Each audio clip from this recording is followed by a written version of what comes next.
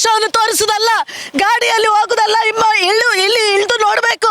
ನಾವೊಂದು ಸರ್ಕಾರಿ ಕೆಲಸಕ್ಕೆ ಬರುವಾಗ ನಮಗೆ ಈ ಥರದೊಂದು ಅಡಚಣೆ ತೊಂದರೆಗಳನ್ನು ಕೊಡುವುದಕ್ಕೆ ಹಾಗಾದರೆ ನಮಗೆ ಏನು ಸೇಫ್ಟಿ ಇಲ್ಲ ಅಂತಾಗಿದೆ. ನಾವು ಬರೋದು ನಮ್ಮ ಹೈಯರ್ ಅಥಾರಿಟಿಯ ಆರ್ಡರ್ ಮೇಲೆಗೆ ಬರೋದು. ಭಯದ ವಾತಾವರಣ ಹುಟ್ಟಿದಾಗ ಆಗ್ತದೆ ನಮಗೆ ಕೆಲಸ ಮಾಡಲಿಕ್ಕೆ. ನಮಗೆ ತುಂಬ ಭಯ ಆಗ್ತಾ ಉಂಟು. ಹಾಗಿರುವಾಗ ನಾವು ನಮ್ಮ ಸೇಫ್ಟಿಯನ್ನು ನಾವು ನೋಡ್ಕೊಳ್ಬೇಕು. ಈಗ ಆ ಯಮ್ಮನ ಬಗ್ಗೆ ನಾವು FIR ದಾಖಲಿಸ್ತೇವೆ. ಇಮ್ತಿಯಾಜ್ ಯೋಧರ ಅವರ ನೇತೃತ್ವದಲ್ಲಿ ಸ್ವಲ್ಪ ಪ್ರಚೋದನೆ ಕೊಟ್ಟರು. ಆದ ಕಾರಣ ಅವರು ನಮ್ಮ ಮೇಲೆ ಆ ಥರ ಅಟ್ಯಾಕ್ ಮಾಡ್ಲಿಕ್ಕೆ ಬಂದರು.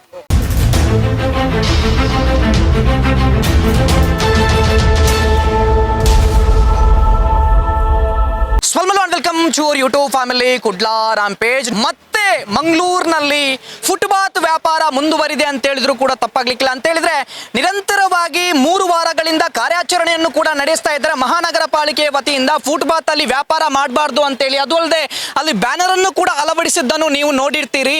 ಯಾವುದೇ ಕಾರಣಕ್ಕೂ ಸಾರ್ವಜನಿಕರ ಗಮನಕ್ಕೆ ಅನ್ನುವಂತ ವಿಚಾರದಲ್ಲಿ ಇಲ್ಲಿ ಫುಟ್ಪಾತ್ ವ್ಯವಹಾರ ಮಾಡಬಾರ್ದು ಅನ್ನುವಂತ ವಿಚಾರದಲ್ಲೂ ಕೂಡ ಬ್ಯಾನರ್ ಅನ್ನು ಕೂಡ ಅಳವಡಿಸಿದ್ರು. ಕೌಟ್ಔಟ್ ಆಗಿರ್ಬೋದು ಅಥವಾ ಅನಧಿಕೃತ ವ್ಯಾಪಾರ ಮಾಡುವುದಕ್ಕೆ ಅವಕಾಶ ಇಲ್ಲ ಅಂತೇಳಿ. ಸೊ ಮಂಗಳೂರು ಮಹಾನಗರ ಪಾಲಿಕೆಯ ವತಿಯಿಂದಲೇ ಇದನ್ನು ಹಾಕಿರುವಂಥದ್ದು, ಕಮಿಷನರ್ ಕೂಡ ಹಾಕಿರುವಂಥದ್ದು. 3 ವಾರಗಳಿಂದ ನಿರಂತರವಾಗಿ ತೆರವು ಕಾರ್ಯಾಚರಣೆ ಮಾಡ್ತಾ ಇದ್ದಾರೆ. ಬರೀ ಇಲ್ಲಂತಲ್ಲ, ಬೆಂಗಳೂರಲ್ಲೂ ಕೂಡ ಮಾಡ್ತಾ ಇದ್ದಾರೆ. ಅದು ಅಲ್ಲದೆ ಸುಪ್ರೀಂ ಕೋರ್ಟ್ನ ಆರ್ಡರ್ ಕೂಡ ಇದೆ, ಫುಟ್ಪಾತ್ ಅಲ್ಲಿ ವ್ಯಾಪಾರ ಮಾಡಬಾರ್ದು ಅಂತೇಳಿ. ಸಾರ್ವಜನಿಕರಿಗೆ ಅನೇಕರಿಗೆ ಧಕ್ಕೆ ಆಗ್ತಾ ಇದೆ ಅಂತೇಳಿ ಕಂಪ್ಲೇಂಟ್ ಕೂಡ ಬಂದಿದೆ. ಇವತ್ತು ತೆರವಿಗೆ ಬಂದಂತಹ ಸಂದರ್ಭದಲ್ಲಿ ಅವರು ಹೇಳ್ತಾ ಇದ್ದಾರೆ ಏನು ಅಂತ ಹೇಳಿದ್ರೆ, ಇಲ್ಲಿ UT ಖಾದರ್ ಅವರು ನಮಗೆ ಮಾಡೋಕೆ ಹೇಳಿದ್ದಾರೆ ಅನ್ನುವಂತ ವಿಚಾರದಲ್ಲೂ ಕೂಡ ಅವರೇ ಹೇಳ್ತಾ ಇದ್ದಿರುವಂತದ್ದು. ವಾರಕ್ಕೆ ಒಂದು ದಿನ ಸೀಮಿತವಾಗಿರ್ತಕ್ಕಂಥ ವ್ಯಾಪಾರ ಸಭೆ ಮಾಡಿ ಅಲ್ಲಿವರೆಗೆ ಮಾಡಬೇಡಿ ಅಂತ ಹೇಳಿದ್ದಾರೆ. ನಮ್ಮ ಹತ್ರ ವಿಡಿಯೋ ಇದೆ, ಕಮಿಷನರ್ ಡೈರೆಕ್ಟ್ ಹೇಳಿದ್ದಾರೆ ಫೋನಲ್ಲಿ ಮಂತ್ರಿ. ಹಾಗಾದ್ರೆ UT ಖಾದರ್ ಅವರು ಫುಟ್ಪಾತ್ ವ್ಯವಹಾರಕ್ಕೆ ಸಪೋರ್ಟ್ ಮಾಡ್ತಾ ಇದ್ದಾರೆ ಅನ್ನುವಂತ ವಿಚಾರದಲ್ಲಿ ಕೂಡ ಕೇಳ್ತಾ ಇರುವಂತದ್ದು. ಅದು ಅಲ್ಲದೆ ಈ ಅಧಿಕಾರಿಗಳ ಮೇಲೆ ಹಲ್ಲೆಗೂ ಕೂಡ ಮುಂದಾಗಿರುವಂತದ್ದು ಇವರು.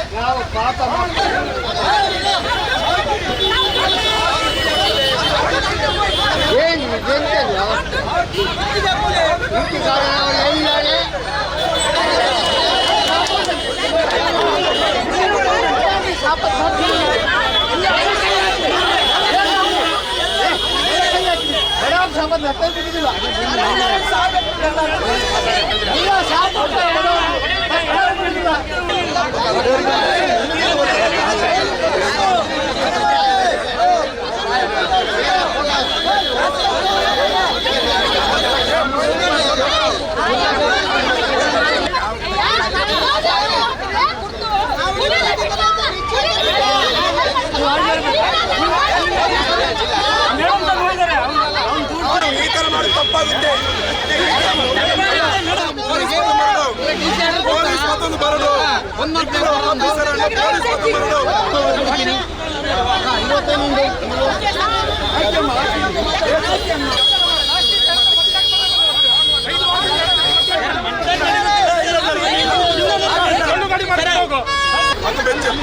బెచ్చడితే నీకు ఆఫీసర్ నక్కలంతే నీకు ఏడి పోలీసా మತ್ತೊಂದು ಬರೋದು నీకు పోలీಸ್ ಇಚ್ಛೆ ಬರ್ತದೆ ಹಾಕಿರೋ ಏರ್ ಹಾಕೋಣ ನಿಖಿಲ್ ಹಾಕದೆ ಇರಿಗೆ ಹಾಕದೆ ಹೆಂಗಿಲ್ಲದವಳು. ಏನಾಗಾದ್ರೆ ಫುಟ್ಪಾತ್ ಅಲ್ಲಿ ಇವರಿಗೆ ಐಡಿ ಇಲ್ಲ, ಅನಧಿಕೃತ ವ್ಯಾಪಾರ ಮಾಡ್ತಾ ಇದ್ದಾರೆ. 3 ವಾರಗಳಿಂದ ನಿರಂತರವಾಗಿ ರೈಡ್ ಮಾಡ್ತಾ ಇದ್ರೆ, ಆದ್ರೂ ಕೂಡ ಇವರು ಎಚ್ಚೆತ್ತುಕೊಳ್ತಾ ಇಲ್ಲ. ಅಧಿಕಾರಿಗಳ ಮೇಲೆ ಹಲ್ಲೆ ಮಾಡ್ತಾ ಇದ್ದಾರೆ. ಏನರ್ಥ ಅಲ್ಲಿ ಸ್ಪಷ್ಟವಾಗಿ ಹೇಳಿದ್ದಾರೆ, UT ಖಾದರ್ ಅವರು ನಮಗೆ ಇಲ್ಲಿ ಕೂರೋಕೆ ಹೇಳಿದ್ದಾರೆ ಅನ್ನುವಂಥ ವಿಚಾರದಲ್ಲಿ. ಹಾಗಾದ್ರೆ UT ಖಾದರ್ ಅವರು ಇದಕ್ಕೆ ಸಪೋರ್ಟ್ ಮಾಡ್ತಾ ಇದ್ದಾರಾ? ಸುಪ್ರೀಂ ಕೋರ್ಟ್ನ ಆರ್ಡರ್ ಇವರಿಗೆ ಗೊತ್ತಿಲ್ವಾ ಅನ್ನುವಂಥ ವಿಚಾರದಲ್ಲಿ ಬೆಳಗ್ಗೆಯಿಂದ ಕೂರ್ತಾ ಇದ್ದಾರೆ. ಯಾಕೆ ಹಾಗಾದ್ರೆ ಈ ಫುಟ್ಪಾತ್ ಮಾಡಿರುವಂಥದ್ದು ವ್ಯಾಪಾರ ಮಾಡೋಕ ಅಥವಾ ಜನರಿಗೆ ನಡೆಯೋಕ ಅನ್ನುವಂಥ ವಿಚಾರದಲ್ಲಿ ನಗರಾಭಿವೃದ್ಧಿ ಸಚಿವರು ಅಷ್ಟು ಒಳ್ಳೆ ಕೆಲಸ ಮಾಡ್ತಾ ಇದ್ದಾರೆ ಅಂತ ಹೇಳಿದ್ರೆ ಇದು ಪ್ರೈಮ್ ಏರಿಯಾ ರೀ. ಲೇಡಿ ಕೋಟ್ಸೂರ್ ಹಾಸ್ಪಿಟಲ್ ಇದೆ, ಸ್ಟೇಟ್ ಬ್ಯಾಂಕ್ ಬಸ್ ಸ್ಟ್ಯಾಂಡ್ ಇದೆ, ಪುರಭವನ ಇದೆ. ಇದರ ನಡುವಲ್ಲೇ ಇವರಿಗೆ ಬೇಕು ಅಂತ ಹೇಳಿದ್ರೆ ಏನಂತ ಮೊನ್ನೆ ಬೆಂಗಳೂರಲ್ಲಿ ಕೂಡ ನೋಡಿರ್ತೀರಿ ಯಾವ ರೀತಿ ಅಂತ ಹೇಳಿದ್ರೆ ಫುಟ್ಪಾತ್ ತೆರೆಯೋಕೆ ಮಾಡೋಕೆ ಬಂದಂತಹ ಸಮಯದಲ್ಲಿ ಅಧಿಕಾರಿಗಳ ಮೇಲೆ ಹಲ್ಲೆ ಮಾಡಿದ್ರು. ಆ ಹಲ್ಲೆಯನ್ನು ತನಿಖೆ ಮಾಡಿದಂತಹ ಸಂದರ್ಭದಲ್ಲಿ ಗೊತ್ತಾಗಿರುವಂತದ್ದು ಇವರು ಗೂಂಡಾಗಳು, ರೌಡಿಗಳು ಅಂತೇಳಿ. ಸಂಘಟನೆಯ ಹೆಸರಲ್ಲಿ ಗೂಂಡಾಗರಿ ಮಾಡ್ತಾ ಇದ್ದಾರೆ ಇವರು. ಸಂಘಟನೆಯ ಹೆಸರಲ್ಲಿ ಇವರು ಮಂಗಳೂರನ್ನು ಹಾಳು ಮಾಡಕ್ಕೆ ಹೋಗ್ತಾ ಇದ್ರ. ಸೊ ನಮ್ಮ ಜೊತೆಗೆ ಸೋಷಿಯಲ್ ಆಕ್ಟಿವಿಸ್ಟ್ ಪ್ರಸನ್ನ ರವಿ ಕೂಡ ಇದ್ದಾರೆ. ಅವ್ರ ಜೊತೆಗೆ ಕೂಡ ಮಾತಾಡಿಸುವಂತಹ ಪ್ರಯತ್ನವನ್ನು ಪಡ್ತೇನೆ. ಮೇಡಮ್, ಏನ್ ಹೇಳ್ತೀರಿ ಅಂತ ಹೇಳಿದ್ರೆ ಅಧಿಕಾರಿಗಳ ಮೇಲೂ ಕೂಡ ಇವತ್ತು ಹಲ್ಲೆ ಮಾಡೋಕೆ ಮುಂದಾಗಿರುವಂತದ್ದು, ಅದು ಅಲ್ಲದೆ ಫುಟ್ಪಾತ್ ಅಲ್ಲಿ ಮೂರು ವಾರಗಳ ಕಾಲ ತೆರವು ಮಾಡ್ತಾ ಇದ್ದಾರೆ. ಸೊ ಏನ್ ಹೇಳ್ತೀರಾ ಅಂತೇಳಿ ಅವರು ಸ್ಪಷ್ಟವಾಗಿ ಅಲ್ಲಿ ಹೇಳಿದ್ರು. UT ಖಾದರ್ ಹತ್ರ ನಾವು ಮಾತಾಡಿದ್ದೀವಿ, UT ಖಾದರ್ ಅವರು ನಮಗೆ ಒಪ್ಪಿಗೆ ಮಾಡಿದ ನಂತರ ನಾವು ಇಲ್ಲಿ ಕೂತಿರುವಂತದ್ದು ಅಂತೇಳಿ ಏನ್ ಹೇಳ್ತೀರಾ? ನಾನು ಹೇಳುದು UT ಖಾದರ್ ಒಬ್ಬ ಉಸ್ತುವಾರಿ ಸಚಿವಾಗಿ ಮೊನ್ನೆ ಇವರು ಮನವಿ ಕೊಡ್ಲಿಕ್ಕೆ ಹೋದಾಗ ಉದಯವಾಣಿಯಲ್ಲಿ ಸ್ಟೇಟ್ಮೆಂಟ್ ಕೊಟ್ಟರು. ಆ ನಂತರ ಇವರ ಫೋಟೋಗಳು ಹಾಕಿ UT ಖಾದರ್ ನಮಗೆ ಪರ್ಮಿಷನ್ ಕೊಟ್ಟಿದ್ದಾರೆ ಅಂತ UT ಖಾದರ್ ಒಂದು ಸ್ಟೇಟ್ಮೆಂಟ್ ಕೊಟ್ಟಿದ್ದಾರೆ. ಸಂಡೇ ಬಜಾರ್ ಮಾಡಬೇಕು, ಅಷ್ಟು ದೊಡ್ಡ ಸ್ಟ್ರಾಂಗ್ ಆಗಿ ಅವರ ಮೇಲೆ ಕಠಿಣ ಕ್ರಮ ಕೈಗೊಳ್ಳಬಾರ್ದು ಅಂತ. ಬೇಸರ ಆಗ್ತಾ ಉಂಟು. UT ಖಾದರ್ ಉಸ್ತುವಾರಿ ಸಚಿವರು ಇಲ್ಲಿ ಲೇಡಿ ಕೋಶಲ್ ಹಾಸ್ಪಿಟಲ್ ಉಂಟು, ಇಲ್ಲಿ ಟೌನ್ ಹಾಲ್ ಉಂಟು, ಒಮ್ಮೆ ಫುಟ್ಪಾತ್ ಅನ್ನು ತೋರಿಸಿ ಯಾಕೆ ಕಠಿಣ ಕ್ರಮ ಕೈಗೊಳ್ಳಬೇಕು ಅಂತ ಸತತವಾಗಿ 4-5 ವಾರಗಳಿಂದ ಮಂಗಳೂರಿನ ಕಮಿಷನರ್ ಇಲ್ಲಿ ಫುಟ್ಪಾತ್ ತೆರವು ಮಾಡ್ತಾ ಇದ್ದಾರೆ. ಫುಟ್ಪಾತ್ ತೆರವು ಮಾಡುವುದರ ಜೊತೆಗೆ ಸುಪ್ರೀಂ ಕೋರ್ಟಿನ ಆದೇಶ ಕೂಡ ಉಂಟು. ಇಲ್ಲಿ ಫುಟ್ಪಾತ್ ಅಲ್ಲಿ ಯಾರು ವ್ಯಾಪಾರ ಮಾಡ್ಲಿಕ್ಕಿಲ್ಲ, ಜನರಿಗೆ ನಡಿಲಿಕ್ಕೆ ಅಂತ. ನಾನಿವತ್ತು UT ಖಾದರ್ಗೆ ಪ್ರಶ್ನೆ ಕೇಳ್ತಾ ಇದ್ದೇನೆ. UT ಖಾದರ್ ಹೇಳ್ತಾರೆ ತಾನೊಬ್ಬ ಲಾ ಸ್ಟೂಡೆಂಟ್ ಅಂತ. ನೀವೊಬ್ಬ ಲಾ ಸ್ಟೂಡೆಂಟ್ ಆಗಿದ್ರೆ ಇವತ್ತು ಸುಪ್ರೀಂ ಕೋರ್ಟಿನ ಆದೇಶವನ್ನು ಉಲ್ಲಂಘನೆ ಮಾಡ್ಲಿಕ್ಕೆ ಬಿಡ್ತಾ ಇಲ್ಲ. ಮಹಿಳಾ ಅಧಿಕಾರಿಗಳು ನಗರ ಪಾಲಿಕೆಯಿಂದ 4-5 ವಾರಗಳಿಂದ ತೆರವು ಮಾಡಲಿಕ್ಕೆ ಬರ್ತಾ ಇದ್ದಾರೆ. ಇದುವರೆಗೆ ಯಾರು ಇಲ್ಲಿ ಅವರ ಮೈಗೆ ಹಲ್ಲೆ ಮಾಡಲಿಲ್ಲ, ಯಾರು ಅವರಿಗೆ ಏನೇ ತೊಂದರೆ ಮಾಡಲಿಲ್ಲ. ಪೊಲೀಸ್ನವರು ಸಹ ಅವರಿಗೆ ರಕ್ಷಣೆ ಕೊಡ್ತಾ ಇದ್ರು.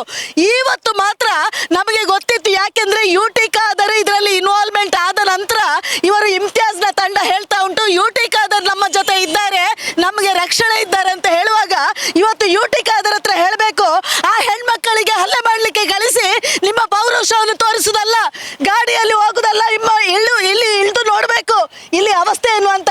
2 ಹೆಣ್ಣು ಮಕ್ಕಳ ಅಧಿಕಾರಿಗಳ ಮೇಲೆ ಕೈ ಹಾಕಿದಾರಲ್ಲ, ತಾಕತ್ತಿದ್ರೆ ಸುಮೋಟ ಕೇಸ್ ಹಾಕಿಸಿ, ಇಲ್ಲದ್ರೆ ಉಸ್ತುವಾರಿ ಸಚಿವರು ರಿಸೈನ್ ಕೊಡಿ. ಕಮಿಷನರ್ ತಕ್ಷಣ ನೀವು ಇಲ್ಲಿಂದ ವರ್ಗಾವಣೆ ಮಾಡಿದ್ದೀರಂತ ಎಲ್ಲರೂ ಹೇಳ್ತಾ ಇದ್ದಾರೆ.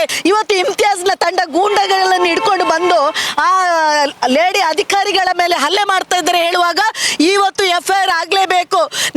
ನೀವು ಸಹ ಕಾಂಗ್ರೆಸ್ನವರು, ನಿಮ್ಮದೇ ಸರ್ಕಾರ ಇರುವುದು, ನಿಮ್ಮ CM ಅಲ್ಲಿ ಫುಟ್ಪಾತಿನ ಬಗ್ಗೆ ಅಲ್ಲಿ ತೆರವು ಮಾಡ್ತಾ ಇದ್ದಾರೆ.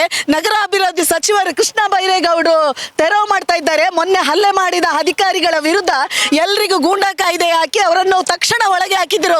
ನಿಮಗೆ ತಾಕತ್ತಿಲ್ವಾ? ನೀವು ಹೆಣ್ಮಕ್ಕಳ ಮೇಲೆ ಕೈ ಹಾಕ್ಲಿಕ್ಕೆ ಹೊರಡಿಸಿದಿರಲ್ಲ. ಇಮ್ತಿಯಾಜ್ನ ತಂಡ ಅಲ್ಲಿ ಬಹಿರಂಗವಾಗಿ ಹೇಳ್ತಾ ಉಂಟು, ನಮಗೆ UT ಖಾದರ್ ಇದ್ದಾರೆ. ಇಲ್ಲಿ ಲೇಡಿ ಕೋಶಲ್ ಆಸ್ಪತ್ರೆ ಉಂಟಲ್ಲ, ಒಮ್ಮೆ ಬಂದು ನೋಡಿ. ಮಹಿಳೆಯರು ಬರೋ ಆಸ್ಪತ್ರೆ. ನಿಮ್ಮೆಲ್ಲ ಬೀದಿ ವ್ಯಾಪಾರಸ್ಥರು ನೀವು ಸಂಡೇ ಬಜಾರಿಗೆ ಬೆಂಬಲ ಕೊಡಿ, ಒಂದು ದಿವಸ ಮಾಡುದಂತ ಹೇಳಿದಿರಲ್ಲ. ನಿಮ್ಮ ಕುಮ್ಮಕ್ಕಿನಿಂದ ಇವತ್ತು ಅವರು ಹೊಡಿವಾಗಿ ಆಗಿರಲ್ಲ, ಮೈಕೈ ಆಗಿರಲ್ಲ. MLAಗೆ ತಾಕತ್ತುಂಟು. ನಿಮ್ಮ ಕ್ಷೇತ್ರಕ್ಕೆ ಬಂದು ಒಂದು ನಗರ ಪಾಲಿಕೆ ಅಧಿಕಾರಿಗಳ ಮೇಲೆ ಇಮ್ತಿಯಾಜ್ ಕುಮ್ಮಕ್ ಕೊಟ್ಟು ಅವರಿಂದ ಹಲ್ಲೆ ಮಾಡಿಸ್ತಾನೆ ಅಂತ ಹೇಳುವಾಗ ನೀವು ಇದಕ್ಕೆ ಆಕ್ಷನ್ ತಗೊಳ್ಬೇಕು. ಉಸ್ತುವಾರಿ ಸಚಿವ ಆಗಿರ್ಬೋದು, ಆದ್ರೆ ಇಲ್ಲಿನ MLA ನೀವು.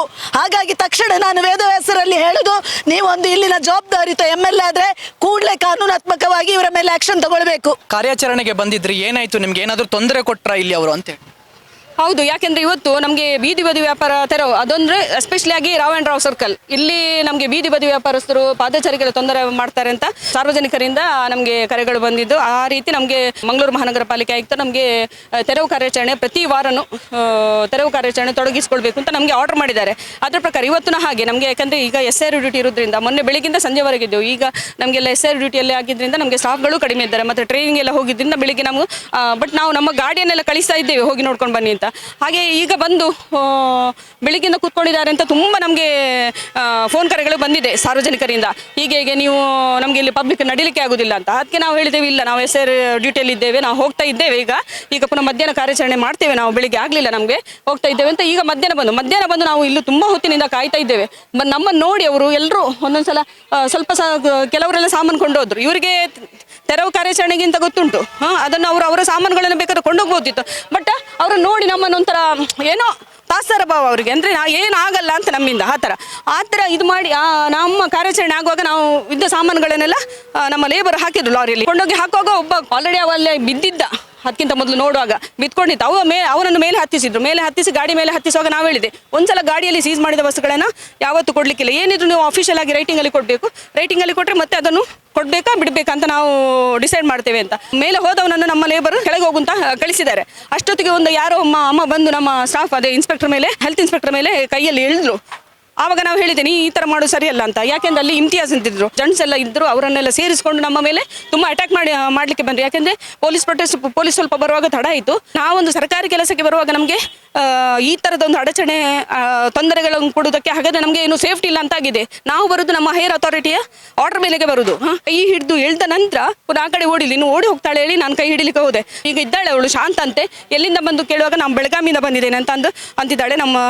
ಅವಳ ಮೇಲೆ ನಾವು ಈಗ FIR ದಾಖಲಿಸ್ತೇವೆ. ಯಾಕಂದರೆ ನಮಗೆ ಸಹ ನಾವು ನಾಳೆ ನಮ್ಮ ಸೇಫ್ಟಿ ನೋಡಬೇಕು. ನಾಳೆ ನಾವು ಬರೋದು ನಮ್ಮ ಕಚೇರಿ ಕೆಲಸಕ್ಕೆ ಬಂದು ನಮ್ಮ ಮೇಲೆ ಈ ಥರ ಅಟ್ಯಾಕ್ ಮಾಡಿಸೋದು ಇದೆಲ್ಲ ಮಾಡುವಾಗ ನಮಗೆ ಭಾಳ ಬೇಸರ ಆಗ್ತದೆ. ನಮಗೆ ಸಹ ಒಂಥರ ಭಯದ ವಾತಾವರಣ ಹುಟ್ಟಿದಾಗ ಆಗ್ತದೆ. ನಮಗೆ ಕೆಲಸ ಮಾಡಲಿಕ್ಕೆ ನಮಗೆ ತುಂಬ ಭಯ ಆಗ್ತಾ ಉಂಟು. ಹಾಗಿರುವಾಗ ನಾವು ನಮ್ಮ ಸೇಫ್ಟಿಯನ್ನು ನಾವು ನೋಡ್ಕೊಳ್ಬೇಕು. ಈಗ ಆ ಯಮ್ಮನ ಬಗ್ಗೆ ನಾವು FIR ದಾಖಲಿಸ್ತೇವೆ.